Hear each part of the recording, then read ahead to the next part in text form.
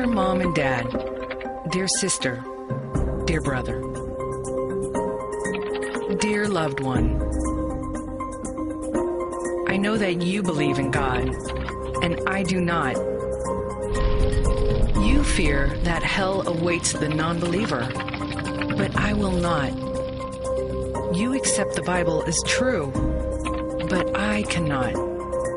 Throughout recent months and years, you've stood on my doorstep, made countless phone calls at all hours of the day and night, sent me long letters, given me books and sermons, invited me to church, and prayed nonstop for my salvation. And after all the pleading, the raised voices, the confusion, anger, and tears, after all we've been through, I know how frustrating it must be that I still do not see things your way. Please know that I'm equally frustrated because you demand boundaries of respect for your own worldview while continuing to intrude and interfere uninvited into mine. This brings us to a critical moment where I must say some difficult things and draw a very clear line in the sand. If you continue to misrepresent the theory of evolution by using the word theory in an intellectually dishonest way, we have nothing more to talk about. If you dismiss the evidence of evolution by natural selection observable in our world and in our own DNA, and you instead believe that our true origins involve a lonely, floating being in outer space and a naked man and woman in a sacred garden with an enchanted tree and a talking snake, we have nothing more to talk about. If you believe it makes sense that God would send a moral, trustworthy, honest, loving, hardworking, charitable non-believer to eternal torture in hell, yet would allow a serial killer to enter heaven after a deathbed conversion, we have nothing more to talk about. If you believe human beings could live to be almost 1,000 years old in the Bronze Age, we have nothing more to talk about.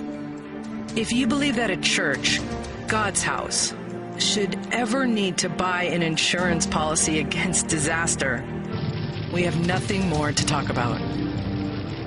If you'd pay a $2,000 insurance deductible toward an invasive surgical procedure performed by trained doctors, recover over a period of weeks with prescription medications invented by scientists, and then thank God for His divine healing, we have nothing more to talk about. If you believe it's moral and righteous to thrust the tip of a sword into the beating heart of a baby, if you think it's reasonable that an all-powerful, loving God would not prevent 300,000 men, women, teenagers, and infants from drowning in a tsunami because He works in mysterious ways, if you believe that any loving God would allow a child to die of cancer in the arms of his grieving parents, we have nothing more to talk about. If you believe in giants, Superman, unicorns, flying chariots of fire, the undead, leviathans, healing mud, talking animals, and the biblical account of a man who spent 3 days underwater living in the belly of a giant fish, we have nothing more to talk about. Finally, at the end of the day, please know that I do love you.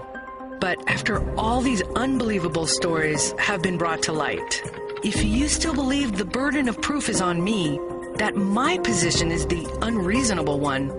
the fantastic one, the laughable one, and if you cannot and will not treat me, my private life, my choices, my personal boundaries, and my worldview with the respect I've so often asked for, we have nothing more to talk about.